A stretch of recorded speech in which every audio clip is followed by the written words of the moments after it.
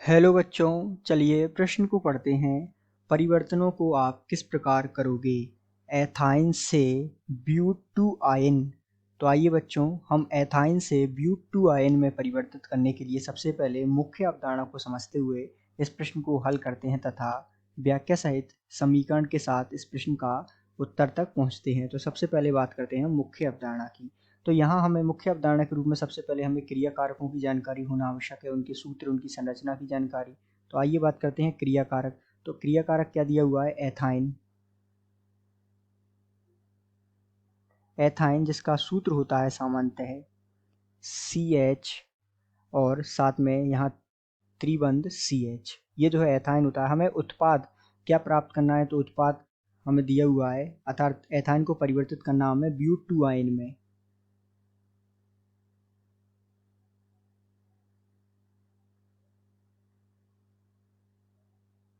तो but two ion का सूत्र क्या होगा? ध्यान दीजिएगा। तो ब्यूट टू आयन का सूत्र होगा CH3 C, यहाँ त्रिबंध C और CH3। ये जो है ब्यूट टू आयन का सूत्र होगा, अर्थात 1 2 3 4, अर्थात दूसरे कार्बन पर लगा हुआ है त्रिबंध, तो यहाँ होगा ब्यूट टू आयन।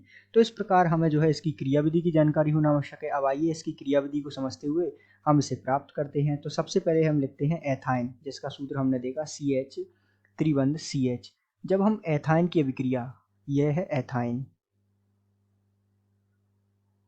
तो जब हम इसकी अभिक्रिया NaNH2 से कराते हैं और इसके 2 मोल होते हैं, तो यहाँ क्या निकलता है? NH3 के 2 मोल निकलते हैं। कैसे? ध्यान दीजिएगा कि ये जो NH है, ये NH2 एक इसके हाइड्रोजन को अपने साथ ले जाता है और एक इसके हाइड्रोजन, ये वाला हाइड्रोजन को अपने साथ ले जाता है, और यहाँ निर्माण क्या होता है? Na इसके साथ जुड़ जाएगा इस कार्बन के साथ, और यहाँ जो है त्रिबंध, और एक Na यहाँ इस कार्बन के साथ जुड़ जाएगा। और यहाँ ये किस प्रकार बंध बनाते हैं? ये प्लस, ये माइनस, ये प्लस, ये माइनस, इस प्रकार जो है कुछ हमें मध्यवर्ती प्राप्त होता है।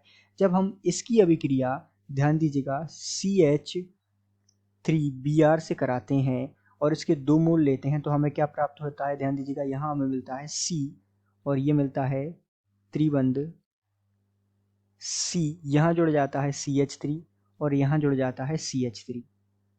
और ध्यान दीजिएगा ये किस प्रकार होता है कि ये जो Br है, एक Br इस Na के साथ निकल जाता है, और एक Br, 2 है ना, 2 मोल लिए हमने CH3Br, तो 2 Br होंगे, तो एक Br इसके साथ निकल जाएगा, तो अर्थात यहाँ -2 NaBr हो जाएगा।